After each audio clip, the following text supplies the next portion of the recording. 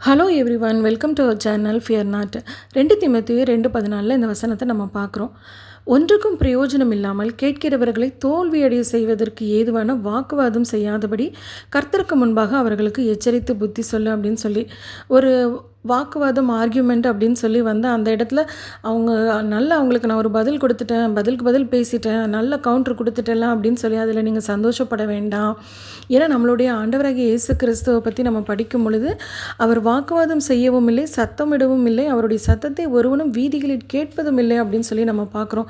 So நம்ம அமைதியாக நம்ம அந்த இடத்துல வந்து விட்டு கொடுத்து போகணுமே தவிர வாக்குவாதம் பண்ணுறத ஆண்டவர் எந்த இடத்துலையுமே விரும்புறதில்லை. அவருடைய சீஷர்களுக்கு இடையில் கூட எவன் பெரியவன் அப்படின்னு சொல்லி ஒரு வாக்குவாதம் வந்ததையும் ஆண்டவர் விரும்பலை அப்படின்னு பார்க்குறோம்ல. அப்ரஹாம் லோத் அவங்க 2 பேரும் வந்து ஒரு ஆர்குமெண்ட் வந்தப்போ அவங்க சுமூகமாக அதை பேசி தீர்த்துக்கிட்டாங்க. ஆனால் இதே நம்ம அப்போஸ்தலர்களில் பார்க்குறோம், பவுலும் பர்னபாவும் அவர்களுடைய பிரச்சனையை அவங்க சரி பண்ணிக்க முடியாததுனால அவர்கள் இருவரும் ஒருவரை விட்டு ஒருவர் பிரிந்தார்கள்னு சொல்லி. ஸோ ஆர்குமெண்ட் வந்து எப்போவுமே நம்மளை பிரிக்க தான் செய்யும். அதே போல் யோபில் நம்ம பார்க்குறோம், அவருடைய ஃப்ரெண்ட்ஸ் கிட்ட அவர் தனக்குத்தானே வழக்காடி தன்னுடைய வாக்குவாதங்களை சொல்லி அவரால் கடைசி வரைக்கும் அதை நியாயப்படுத்திக்கவே முடியல. ஏன்னா மனிதர்கள்கிட்ட போராடி நம்மளால் ஜெயிக்க முடியாது. யுத்தம் வந்து கர்த்தருடையது, ஜெயம் நம்முடையதுன்னு அவர்கிட்ட நம்ம ஹேண்ட் ஓவர் பண்ணும்போது தான் அதில் ஒரு வெற்றி கிடைக்கும்.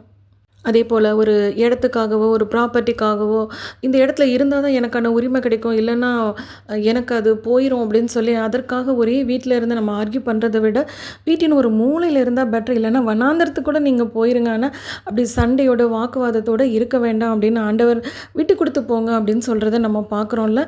ஒரு சிலர் கர்த்தருக்கு எதிராகவே கர்த்தரோடு வழக்காடுகிறவர்களாகவும் இருக்கிறாங்க அப்படின்னு பார்க்குறோம். அவர்களுக்கு ஐயோ அப்படின்னு சொல்லி பைபிள் சொல்கிறத நம்ம பார்க்குறோம். அதனால தான் தீத்து என்கிற 3வது அதிகாரத்தில் நம்ம பார்க்குறோம், புத்தியினமான தர்க்கங்கள் சிலர் அந்த என்னுடைய ஃபேமிலி பற்றி தெரியுமா, என்னோடய பேக்ரவுண்ட் தெரியுமா, அந்த மாதிரி தன்னுடைய பெருமையை பற்றி நான் யாருன்னு தெரியுமான்னு சொல்லி அந்த வீண் பெருமைகள், தர்க்கங்கள், வம்ச வரலாறுகள் இதெல்லாத்தையும் நீங்கள் விட்டுருங்க அப்படின்னு பார்க்குறோம். ஏன்னா நம்மளுடைய ஆண்டவராகிய இயேசு கிறிஸ்து நெருக்கப்பட்டும் ஒடுக்கப்பட்டும் சத்தமிடாத ஒரு ஆட்டுக்குட்டியை போல் வாயை திறவாது இருந்தார் அப்படின்னு சொல்லி பார்க்குறோம். அவரை போல் நாம் இருக்கணும் அப்படின்னு சொல்லி தான் அவரும் நம்ம விரும்புகிறார். அப்போ எனக்கான நியாயத்தை யார் தான் கேட்பா? நான் சொல்லணும்னா என் நியாயம் எப்படி தான் அடுத்தவங்களுக்கு புரியும் அப்படின்னு சொல்லி நம்ம வருத்தப்பட வேண்டியதில்லை. ஏன்னா கர்த்தர் நமக்காக வழக்காடுவார், நமக்காக அவர் பரிந்து பேசுவார். இதை உணர்ந்தவர்களாக நம்ம கர்த்தர்கிட்ட நம்ம ஒப்பு கொடுக்கும் பொழுது நமக்கு ஆண்டவர் சொல்கிறார், நியாயத்திற்கு ஜெயம் கிடைக்கிற வரைக்கும் நெறிந்த நாணலை முறிக்காமலும் மங்கேறுகிற திரியனை நான் அணைக்காமலும் இருப்பேன் அப்படின்னு சொல்கிறாரு. இதை விசுவாசித்து அவரிடத்தில் நம்ம ஒப்பு கொடுக்கும்போது கர்த்தர் நமக்கு அழகான ஒரு வாக்குத்தத்தமும் கொடுக்குறாரு.